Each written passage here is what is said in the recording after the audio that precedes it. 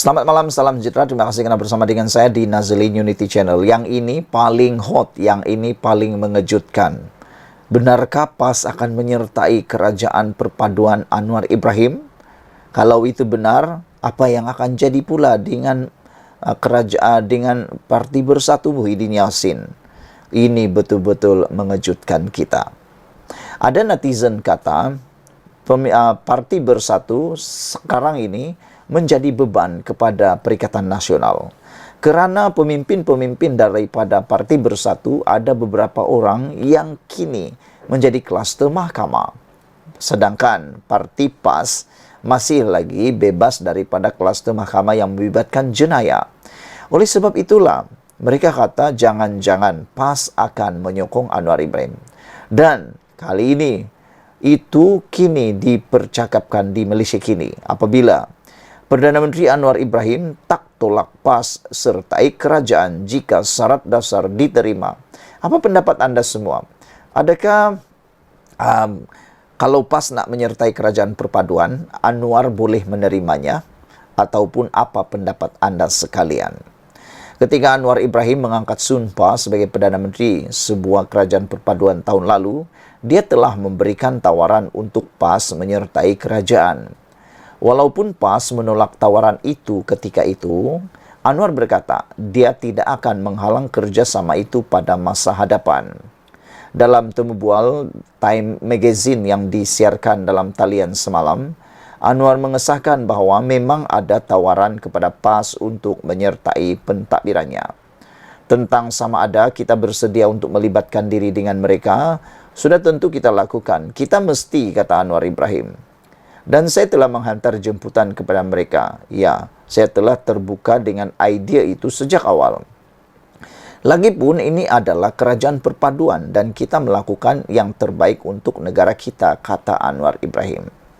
Bagaimanapun, Anwar berkata, syarat dasar utama ialah agar PAS menerima bahawa walaupun Islam adalah agama bagi persekutuan, Malaysia adalah sebuah negara berbilang agama dan setiap rakyat mempunyai tempat, kata beliau.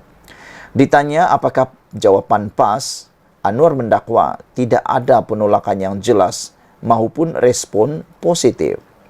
Iklim politik masih agak panas, jadi kami akan biarkan ia sejuk untuk beberapa waktu, tambah beliau lagi.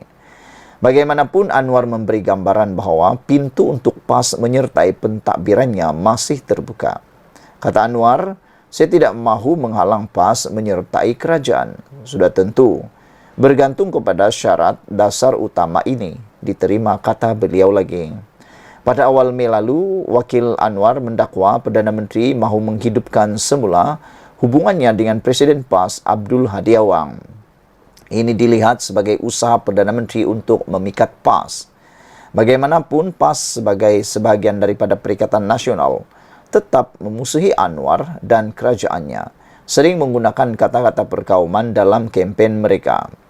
Ditanya bagaimana dia merancang untuk memerangi kebangkitan retorik ketuanan Melayu Islam, Anwar menggariskan tiga pendekatan.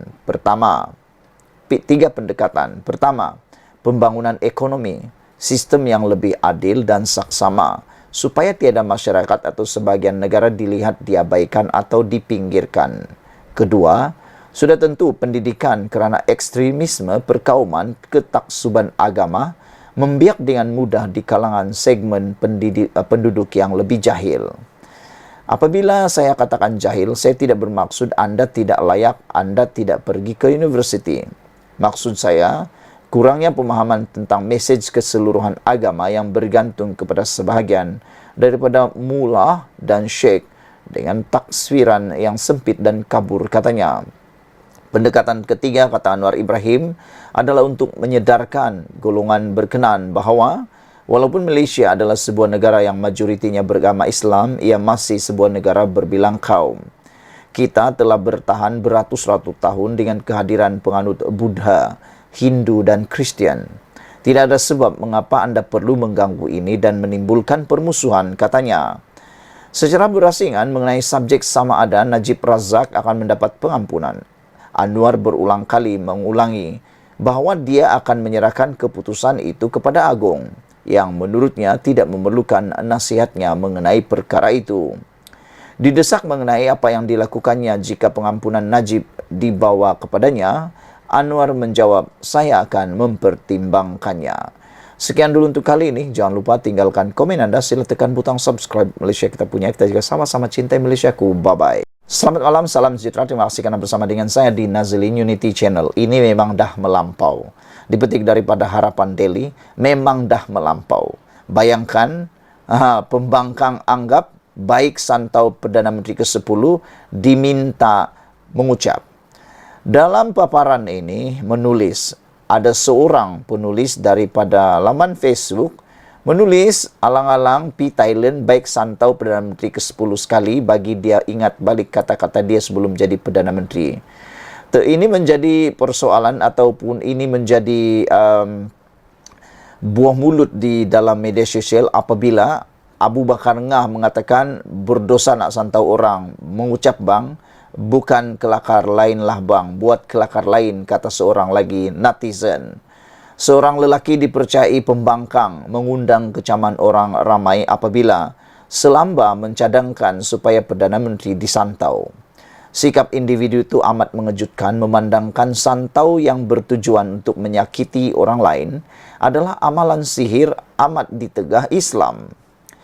Menurut tulisan beliau, alang-alang pergi Thailand baik Santau Perdana Menteri X sekali bagi dia ingat balik kata-kata itu sebelum jadi Perdana Menteri, tulis pengguna Facebook Ali Reda. Semakan mendapati individu berkenan merupakan penyokong tegar pembangkang berdasarkan banyak hantaran di media sosial tersebut. Malah, sebahagian cacian pendesak pengeluaran wang kumpulan simpanan pekerja KWSP itu hanya mengutuk Datuk Seri Anwar Ibrahim. Tangkap layar kenyataan Ali Reda itu tular di media sosial sehingga mengundang kecaman orang ramai. Rata-rata menasihatkan individu terbabit, bahkan pembangkang lain supaya menghentikan politik kebencian sehingga terbabas dari landasan agama. Tu dia konon puja Islam tapi main santau, tulis seorang daripada netizen. Puak Khawarij ni macam tak beriman dengan ilmu hitam, dia main-main pula. Seorang lagi penulis mengatakannya. Pejuang Islam main santau pula dah, kata beliau. Demikian antara orang ramai selain mengingatkan individu berkenan supaya mengucap dan beristighfar. Dalam masa sama ada turut menyarankan supaya membuat laporan polis kerana dilihat sebagai satu bentuk hasutan. Ramai berpendapat tindakan tegas perlu dikenakan terhadap mereka yang bersikap keterlaluan sebagai pengajaran supaya tidak menormalisasikan politik kebencian. Saudara-saudara sekalian, ini memang sesuatu yang perlu dielakkan oleh sesiapa di Malaysia. Perbuatan menyantau ini perbuatan yang syirik, perbuatan melanggar agama. Kalau dah tak suka pun, janganlah sampai mengatakan perkara seperti ini. Taulah perkara itu mungkin hanya olok-olok ataupun hanya gurauan. Tetapi yang digurau itu ialah Perdana Menteri kita. Jadi itu sesuatu yang tak elok sama sekali. Kita harus bertimbang rasa dan memikirkan apa yang kita buat dan kita tulis itu. Lebih-lebih lagi, kita merujuk kepada seorang Perdana Menteri. Semoga perbuatan seperti ini tidak diulang lagi. Dan janganlah sampai melakukan perbuatan yang menarik perhatian seperti ini. Jangan-jangan apa yang dikata itu nanti kena di muka sendiri. Jangan-jangan apa yang dikatakan itu mungkin hanya memalukan diri sendiri. Maka kata pepatah, sebelum tulis, sebelum kata, lebih baik pikir. Jangan mulut duluan, baru otak berpikir. Nanti las-las kena pula tindakan undang-undang. Kita ingin berdoa, kita ingin doakan Perdana Menteri kita yang ke-10 tetap sehat dan kuat untuk terus dapat memajukan Malaysia. Semoga Anwar Ibrahim kekal menjadi Perdana Menteri kita sampai ke akhir penggal, bahkan sampai beliau tidak dapat lagi menjalankan tugas. Sekian dulu Malaysia kita punya, kita jaga sama-sama cintai Malaysiaku. Bye-bye. Selamat malam, salam sejahtera. Terima kasih karena bersama dengan saya di Nazilin Unity Channel. Ini satu artikel yang paling menarik. Ditulis oleh Raja Gelap 2 daripada Harapan Daily. Dengan memberi tajuk, lempar segala tuduhan, tapi tuduh orang yang saman koyak. Ini adalah satu pendedahan, ulasan artikel yang luar biasa ditulis dari Harapan Daily oleh Raja Gelap 2. Menurut tulisan ini, saya bukan celupar, saya cakap benda yang benar. Kalau ingat masa baru sekolah dulu, kebanyakan dari kita ada kawan yang suka cerita sedap. Ada yang kata ayahnya askar, boleh bawa kereta kebal ke sekolah, tembak kawannya, atau bawa askar satu truk pukul mereka. Macam-macam cerita. Ialah budak-budak kan, dia peduli logik ke tak logik ceritanya. Dia mana peduli. Bagi dia, orang akan telan apa saja yang dia ceritakan. Tapi tak apalah, itu adalah cerita budak-budak. Belum balik lagi. Mungkin momies pun belum. Apa nak pelik? Tapi kalau dah tua bangka, tahap layak dah ada cucu, buat perangai macam tu, yang itu memang hodoh. Contoh, macam pembesar dari utara tu. Dia kalau sembang, jangan babi, jangan gajah, T-Rex pun boleh terbang. Dia punya cerita kalau mendiang Stan Lee nak buat komik, boleh kalah semua Avengers. Tapi rasa bersalah pembesar tu kata, apa yang dia cakap adalah perkara yang benar. Benarlah sangat sampai berderet orang saman dia. Lepas tu, bila kena saman, dia pula kata orang yang saman tu koyak. Standard tycoon perniagaan macam Vincent Tan tu. Dia takkan rosakkan reputasinya layan karena ahli politik. Tapi kalau tycoon macam tu pun boleh nak saman, maknanya teruk sangat dah tu. Kebenaran apa yang dia maksudkan? Dia lempar segala tuduhan berdasarkan hayalan. Sumbernya dari tukang kebun, tukang bancuh kopi, macam-macam lah. Tapi semuanya tidak diketahui. Any most. Tuduhan dia semua musim kempen pilihan raya saja.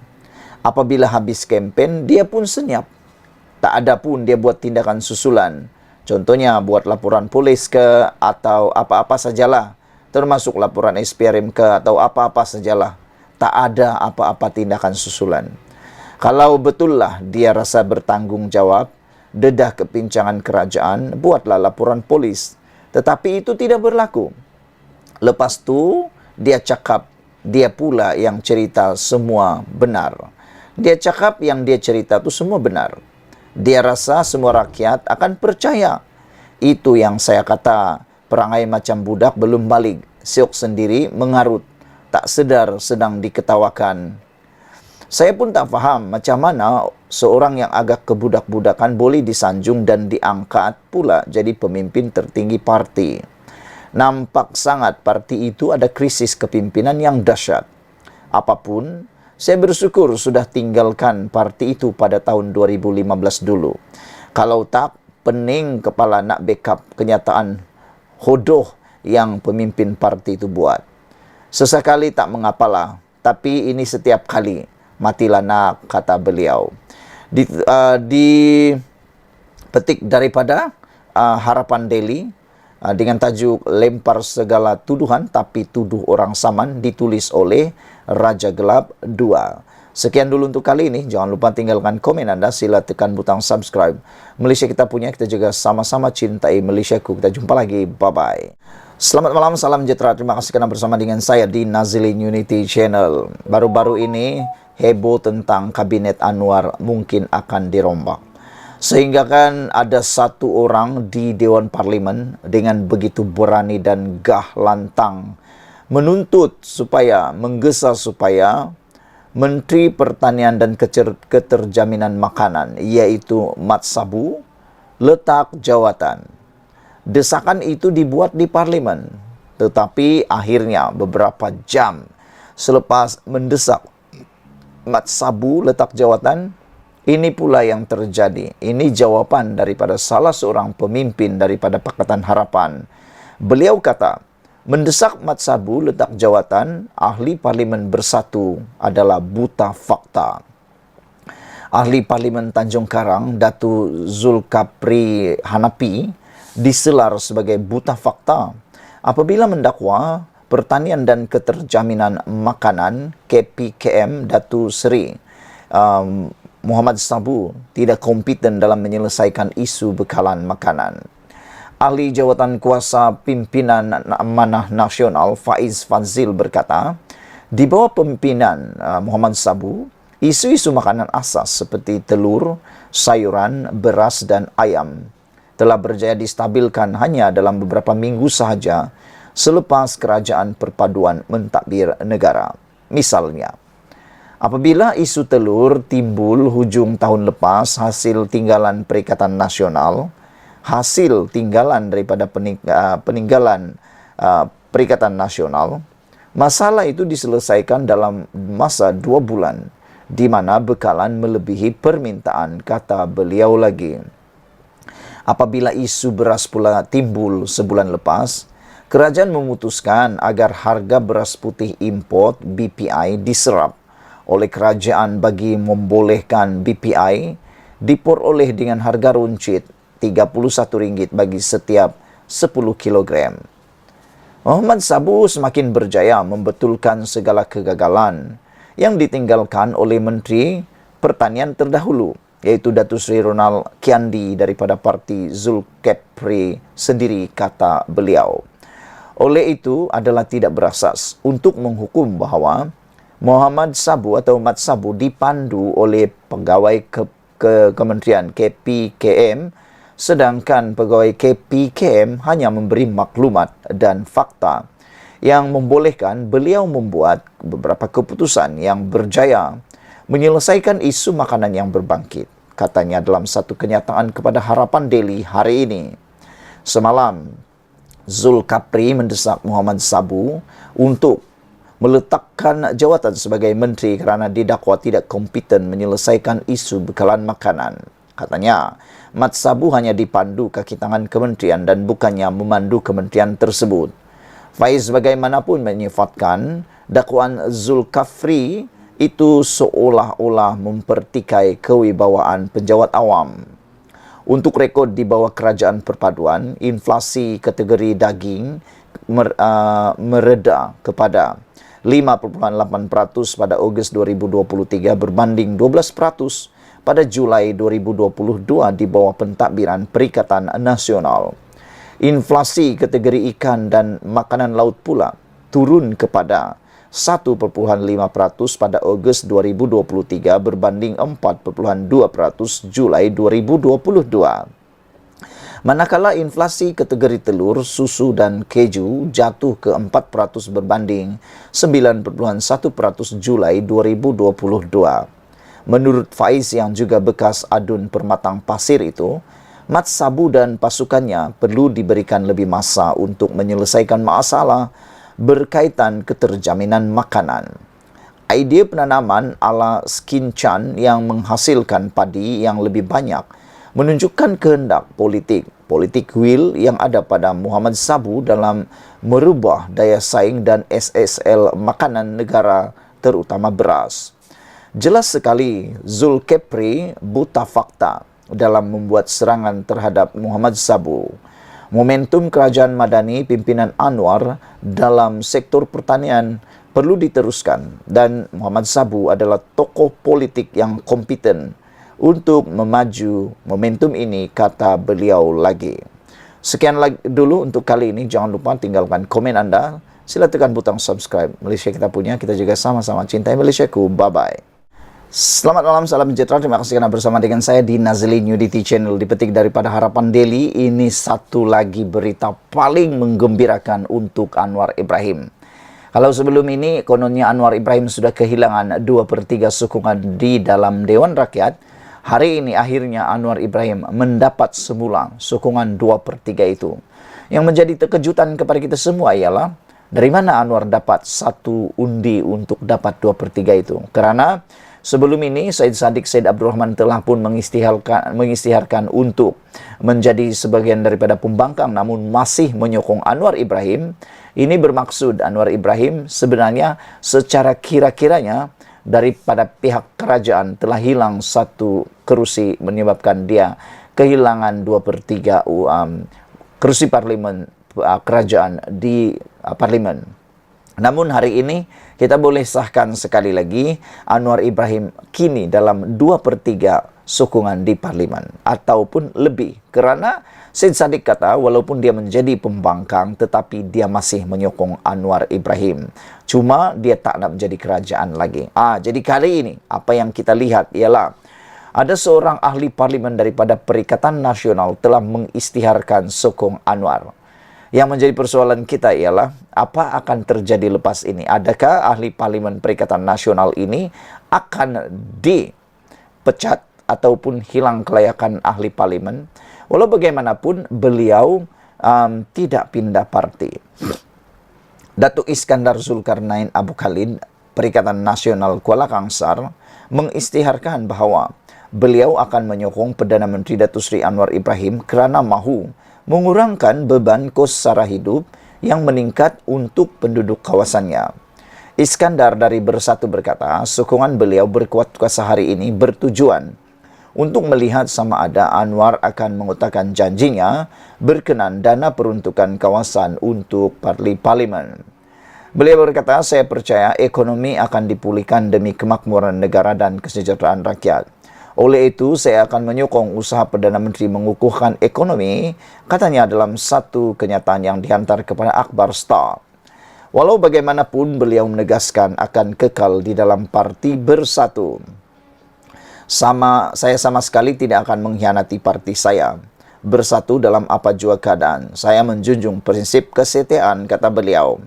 Meskipun berdepan dengan risiko tindakan disiplin oleh partinya, Iskandar tidak sanggup melihat penduduk kawasannya terbiar dan ketinggalan kerana perbezaan politik. Oleh itu, saya mengambil keputusan menyokong usaha kerajaan yang mengutamakan kebajikan rakyat sehingga pilihan raya umum seterusnya, kata beliau lagi. Untuk rekod, Anwar menegaskan bahawa peruntukan dana kawasan parlimen untuk ahli parlimen pembangkang akan disalurkan sekiranya blok pembangkang atau blok Perikatan Nasional berunding dengan kerajaan. Timbalan Perdana Menteri Datuk Seri Fadillah Yusof telah mengesahkan tiada usaha rundingan untuk peruntukan dana di kawasan diterima daripada blok Perikatan Nasional. Yang menjadi persoalan ramai orang ialah kenapa belum ada rundingan dibuat oleh orang yang bertanggungjawab. Kerana di blok pembangkang telah pun dipilih beberapa orang menjadi saluran perundingan dengan kerajaan. Sedangkan untuk mereka mendapat dana peruntukan parlimen itu, mereka hanya perlu berunding dan mungkin perlu MOU. Tapi itulah jadi persoalan kenapa selepas 10 bulan, menghampiri setahun, kerajaan ini telah dimulakan, ditubuhkan, masih belum ada rundingan, usaha rundingan dibuat. Itu disahkan sendiri oleh Timbalan Perdana Menteri kita, Datuk Seri Fadillah Yusof. Jadi, apakah tindakan daripada ahli parlimen Perikatan Nasional di Perikatan Nasional Kuala Kangsar ini, iaitu Datuk Iskandar Zulkarnain Abdul Khalid, akan mendapat perhatian daripada Perikatan Nasional? Atau yang lebih mungkin lebih menyayat hati kalau akan lebih ramai ahli parlimen daripada Perikatan Nasional yang mungkin akan sama-sama melakukan perkara yang sama, atau mereka akan mengikut jejak ahli parlimen Kuala Kangsar ini. Pada pendapat saya, tidak salah untuk mereka mengambil tindakan membuat MOU dengan Anwar Ibrahim untuk kepentingan rakyat di kawasan mereka. Sekian dulu untuk kali ini. Jangan lupa tinggalkan komen Anda, tekan butang subscribe. Kita jumpa lagi. Bye-bye. Selamat petang, salam sejahtera. Terima kasih karena bersama dengan saya di Nazilin Unity Channel. Ini berita terkini daripada berita harian. Baru diumumkan beberapa menit yang lepas, 12 Oktober 2023. Akhirnya, dipetik daripada berita harian online, SPRM akhirnya menyerbu 5 kilang beras di Kedah. Saudara-saudara sekalian, Suruhanjaya Pencegahan Rasuah Malaysia membongkar ketirisan pengedaran beras dengan menyerbu 5 buah kilang di Kedah hari ini dan semalam. Siasatan SPRM menjuruskan kepada penyelewengan pemberian subsidi kepada petani yang menjual beras tempatan ke kilang berlesen. Dalam operasi itu, SPRM turut menjalankan siasatan untuk mencari punca ketiadaan beras di pasaran, termasuk tindakan mencampur beras tempatan dengan beras import dan menyorok stok beras. Dalam serbuan di 2 buah kilang semalam, serta 3 lagi kilang hari ini, SPRM mengesaki ada penipuan risit pembelian padi dan penyelewengan jumlah berat padi yang dijual di kilang tidak sama dengan nilai subsidi yang dibayar kepada petani. Sumber berkata, SPRM mendapati modus operandi digunakan sindiket ini ialah menipu risit pembelian padi di kilang berkenan. Katanya, siasatan itu termasuklah kemungkinan nilai subsidi yang dibayar kepada petani tidak sama dengan jumlah berat padi yang dibayar di kilang.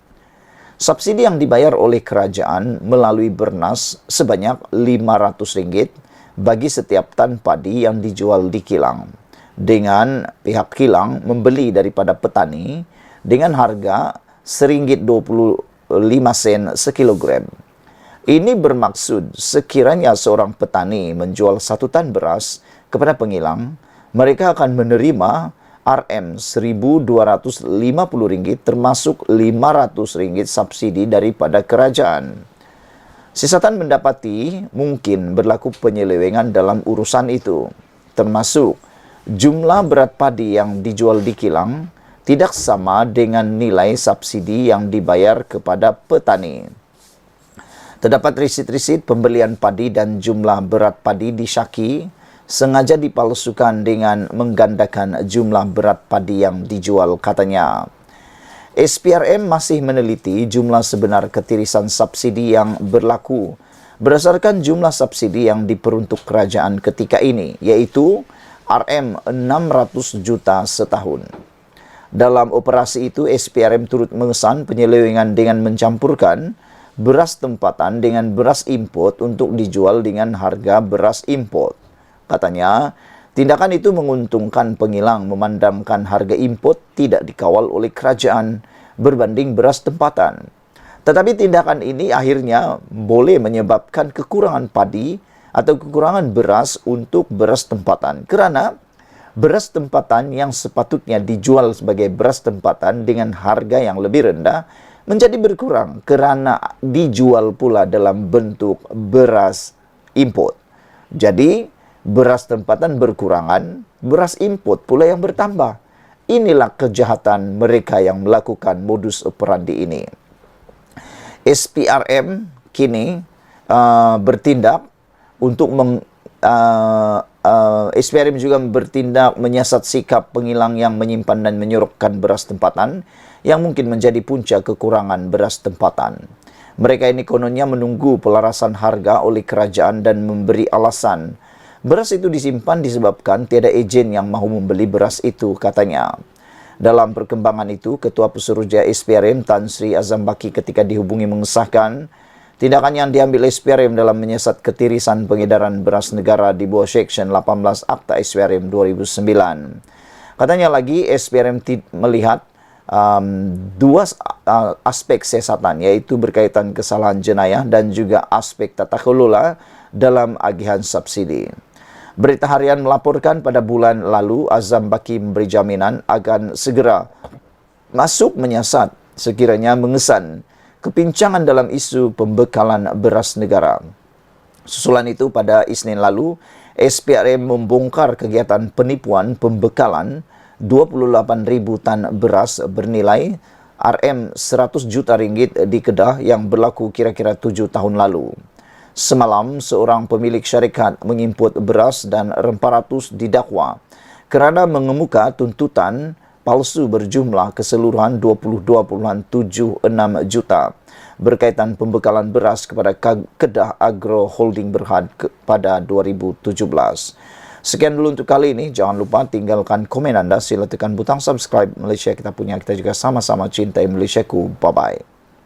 Selamat malam, salam sejahtera. Terima kasih kerana bersama dengan saya di Nazilin Unity Channel. Isu yang hangat di media sosial sekarang, di TikTok, ialah tentang satu gambar yang menunjukkan di Harapan Daily, dipetik daripada Harapan Daily, kereta Exco Kedah merampas petak parking OKU Tular.